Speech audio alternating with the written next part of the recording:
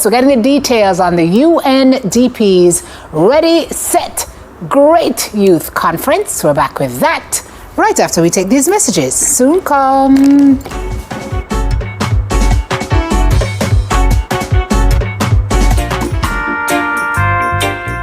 The United Nations Development Programme, UNDP's Ready, Set, Great Youth Conference takes place today. And with me now to give us the details, our communications analyst, Gillian Scott, youth partners, Shamar Wedderburn and Neville Charlton. Good morning. Good morning. Welcome to Smile Jamaica. It's morning time. First of all, Gillian, tell me about the Ready, Set, Great. I love it, first of all. Tell me about it. Ready, Set, Great is an annual youth initiative of UNDP. It seeks to unearth and showcase young people doing great things for their nation and to curate those experiences as lessons learned and best practices for other young people.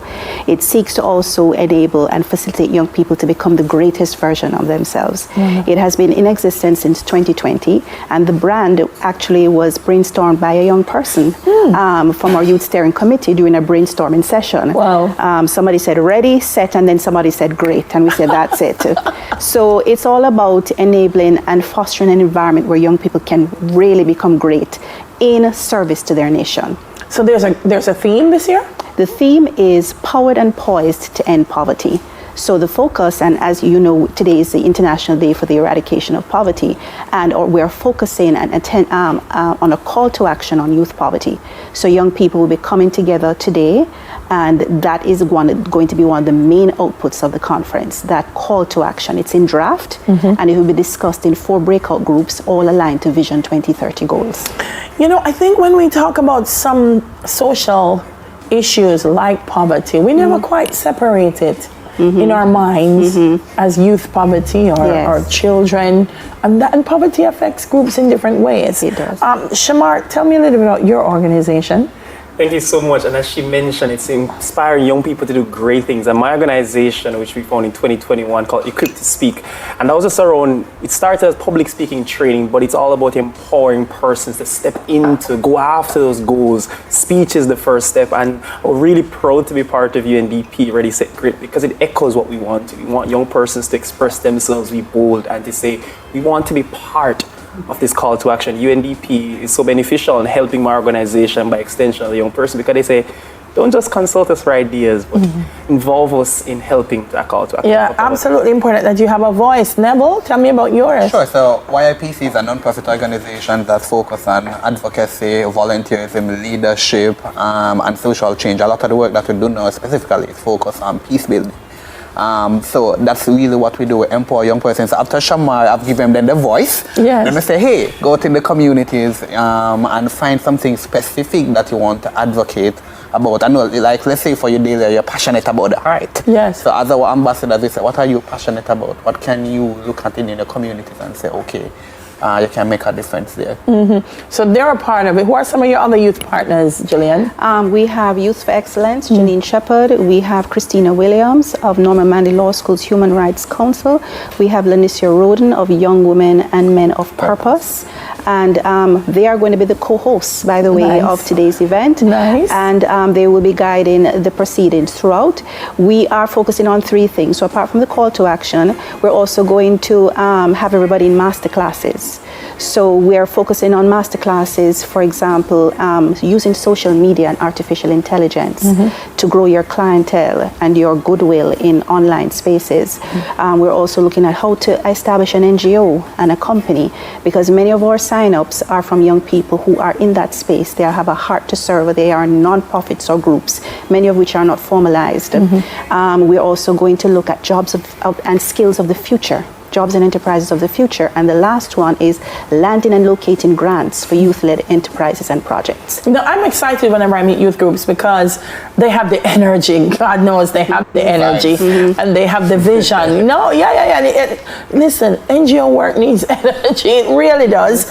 What kind of impact, Shamar, do you think that our youths are making in Jamaica at this time? A lot of times we tend to live on the negative things that the youth are doing, But what are some of the positive things that the youth are doing in Jamaica? Thank you. And I think that's so great because young people know they're going after, and I think they're being non-conformist. They're creating their own spaces. A lot of time persons I was talking about waiting for your seat at the table. Young persons, as you realize, jobs of the future. One of the trailblazers are persons that has created a space in terms of how we can use AI. So young persons are taking that into their own hands and deciding how they can pave their own way forward in this time of a changing economic base. And I think that should be celebrated, and we should guide those young persons and we should encourage it more. So young persons are really doing that. You see it in social media. We're using every single tool that we can, and it's a pleasure to be part of that. Yeah, do you think one of the things, Neville, that it also does is that because you are youth, you are better able to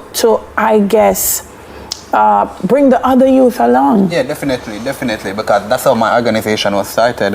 Just a passion for volunteerism, and then it evolved over the years. One of the things is that we find creative and attractive ways to get other young people on board. Let's say for my organization, we love food, so we'll be like, oh, food will be there, and then we also network them with persons within the space. So let's say, for example, you might come to a UNDP conference, you might meet a Gillian Scott, you might never know when you might need some pamphlets or flyers, I need to partner with them. Yeah. Luckily, I was also a grantee. I got a grant from UNDP to do my conflict resolution training, and we brought more young persons on board. But from one to see where young persons see opportunity, and let's not take it away that young persons are looking for opportunities. So when they volunteer with a lot of these organizations, they're looking for opportunities. Correct. Can they meet? What jobs can they get? Correct. Or can they get outside of poverty, or they can get something that's sustainable to their future. Excellent. Gillian, and so one of the things at the conference is networking, for sure, but what can participants expect when they come? Okay, so you're going to expect high energy. Yes. You're going to expect to take away lessons from other youth trailblazers through the master classes. You're going to be able to see and witness our pitch competition for university students called the Development Challenge, in which you will have a vote to. So we're going to have digital voting in that. And these 4 groups, there are 4 teams that are competing in the Development Challenge, and they will be pitching live at the conference, Youth Poverty Solutions. Nice. Right. You can expect entertainment, and of course you can expect to make your contribution to a call to action on youth poverty. Is it too late for people to register? Oh no, well, the in-person is now closed, but we still are accepting online delegate registrations. So you can go to readysetgreatja.com and click on the registration link, and it will take you straight to the platform where you can join us and join the online community. They're already there, they're networking, they're chatting, they're taking their selfies and so on. We're also going to have a selfie feature on location at the conference. You can go use, it's an intranet-based device that allows you to use your smartphone and take a photograph against your favorite SDG. Excellent, excellent. Neville, if I'm watching, why should I participate? Participate because you're going to get the opportunity to network, you're going to get the opportunity to learn from me as well. I'll be, one of the participants as well. And really, it's a space, a safe space for young persons to come together and network. I never know who you might meet, what the opportunities are there. And if you participate, maybe next year you can apply for UNDP Ready Set Great internship. That's the pitch competition that Gillian was alluding to. That's like, listen, I was an intern at UNDP back in the day, and it was a good opportunity. So next year might be your year. Excellent. You never know where it will take you. Shamar, you have the last word? I think, as he described, this conference, I've been part of planning youth conference, but the energy, how multidimensional this conference is, has me excited even on the morning. She mentioned selfies.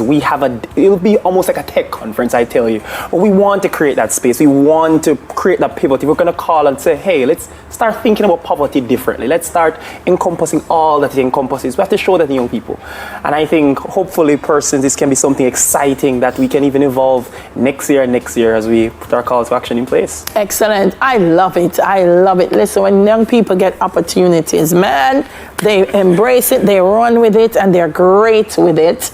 And so UNDP, big up to you for doing this. Thank you so much. Thank you for speaking with us this morning. UNDP Communications Analyst Gillian Scott and youth partners Shamar Wedderburn and Neville Charlton.